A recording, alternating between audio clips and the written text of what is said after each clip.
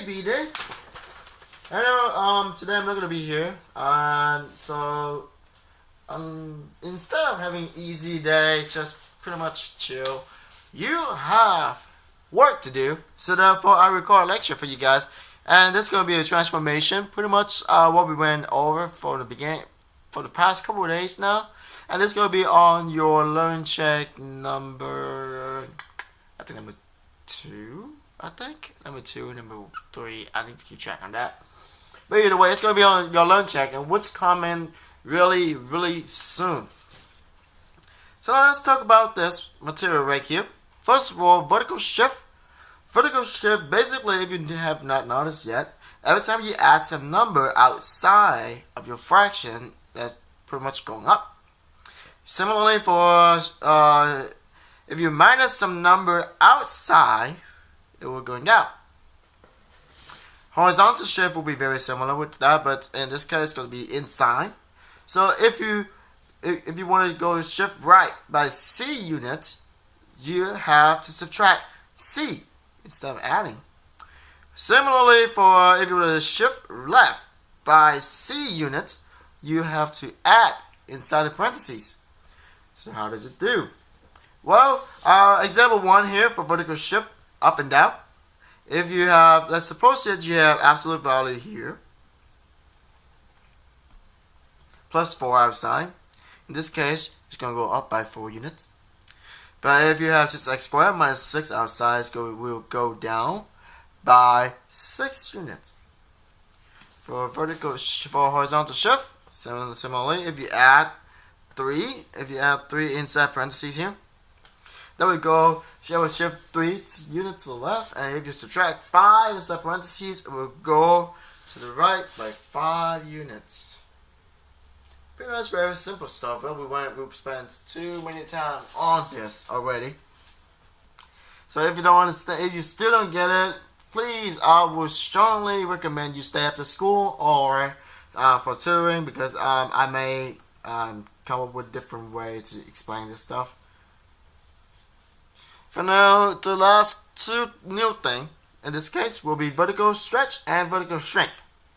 Vertical stretch, basically like this. If you graph it, you'll realize that your graph will get closer and closer to your y-axis. That's why we said vertical stretch.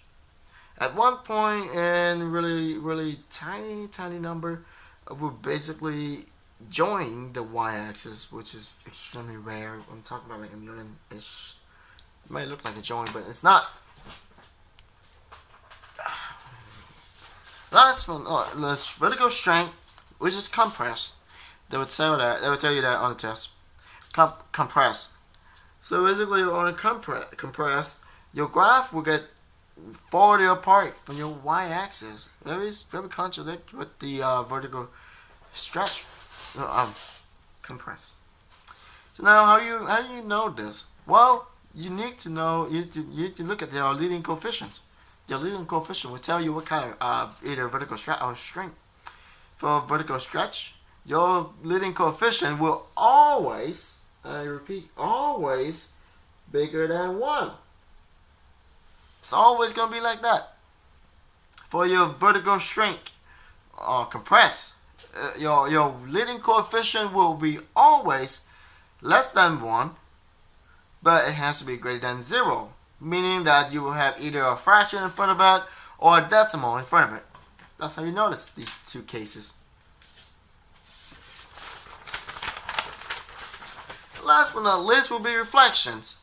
Now, you will see this again in your learn check number 4 about this part here.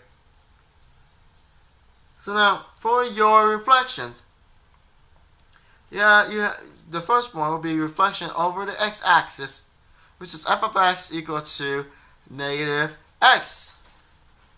Noticing this, you will always have a negative in front of it. Your leading coefficient, in other words, your leading coefficient will be negative.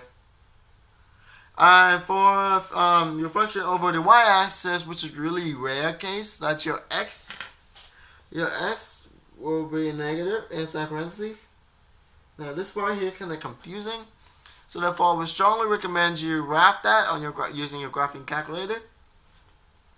And for the remainder of your note, you're gonna have to complete that, and I will check that when I come back on Friday, and then we'll spend little bit of time going through this again with you.